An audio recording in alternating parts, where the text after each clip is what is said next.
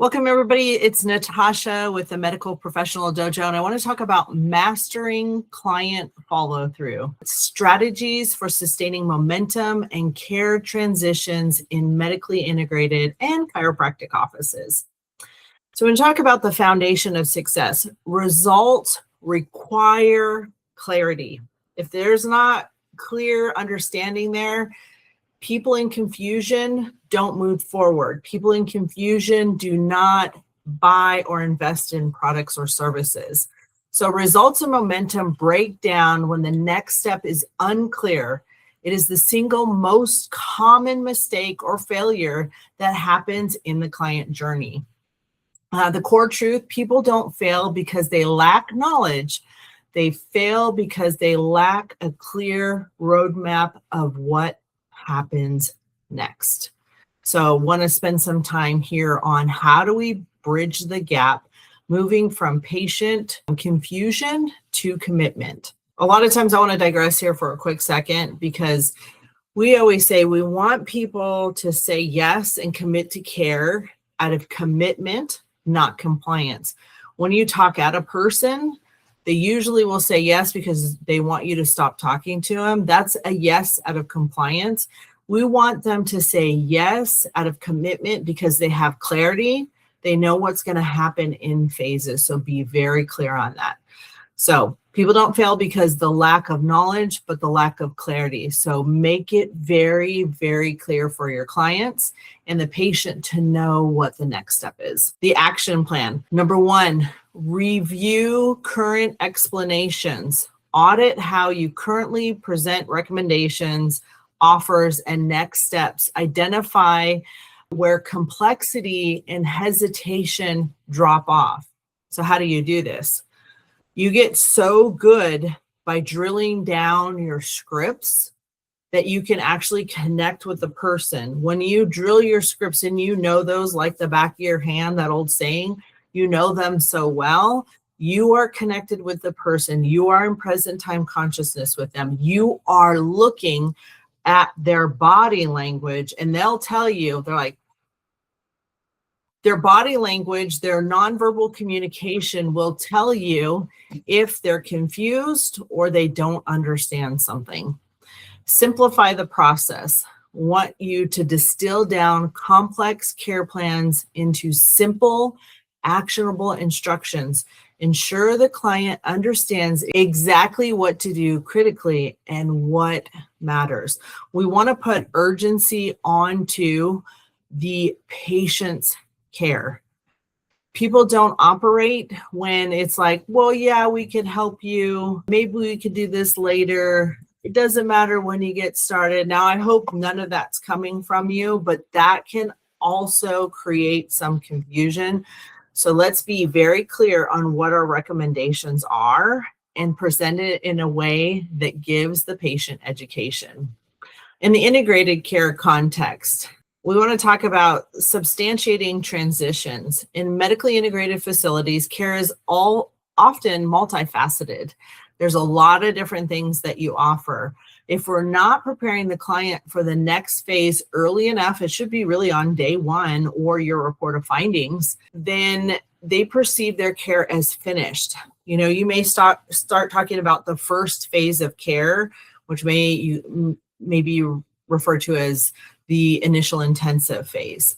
But if we don't talk about anything moving forward into corrective or the phase 2 of care or phase 3 of care, the maintenance, the wellness, they're thinking, oh, I'm going to do 12 visits and then I'm done. I'm going to do 12 visits and then I'm fixed forever. That's just simply not the case. If we look at braces as an analogy, the orthodontist really sets you up for, hey, you're going to wear these braces for a couple of years, and then you're going to wear a retainer for a lifetime. If you don't wear the retainer for a lifetime, what happens? Their teeth move back. I'm guilty of that as well. If you were to ask me to put in my retainer now from high school, it definitely wouldn't fit. So the risk here is once momentum is lost, it's significantly harder to re-engage a patient for the next phase of care. So we think about the journey that it took on the day 1 to the day 2 to the close. You don't want to have to do that over and over again. You want to continue to educate. We're going to talk about that a little bit more. It's the continued education that keeps that person engaged, knowing that there's more to come. The finish trap. I see this all the time in offices.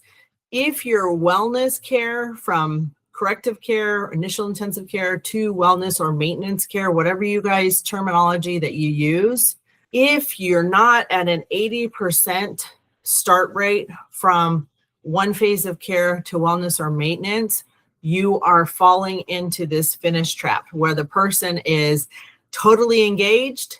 They think 12 visits is it. You lose them. They don't come back. We should be creating lifetime care for patients because they don't stop having physical, emotional, or chemical stresses. We want to make sure that they understand that through education on each visit. So nurturing the journey, planting seeds, introduce the next phase of care at the very first encounter. Don't wait until the end of the cycle. If you do, it's just too late. Watering, use every visit table talk to reinforce long-term visions and why the next phase matters. We go into correction, we go into stabilization, and we go into maintenance or wellness care.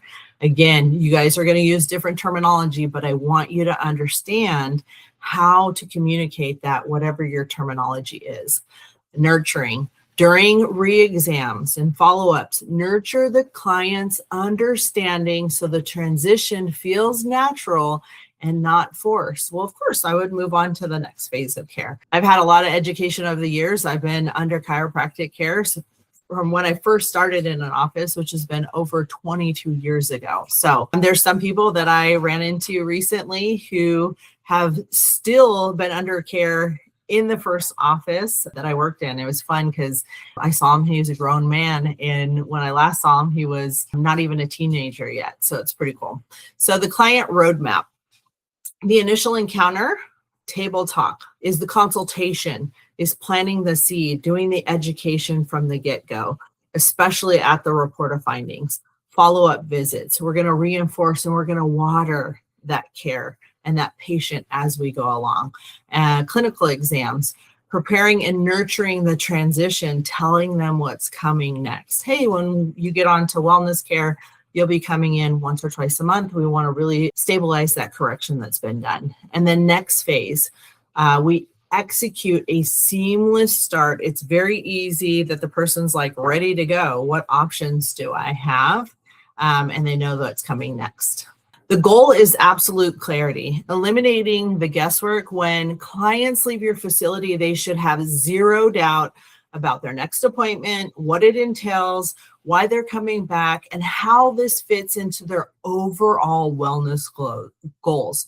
Clarity is the fuel for continued clinical results.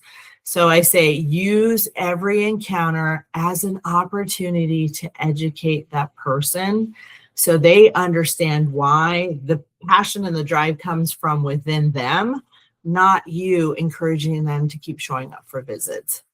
Key implementation steps: audit explanations, review how your team currently describes care plans. We listen to recordings, we do drillings, we're watching for body language, we're looking at key performance indicators to see, is the person not coming back for the report of findings from day one? Are they not returning from the report of findings to begin on care? So we need to look at all of those things. Simplify directions, reduce barriers by making the how-to foolproof.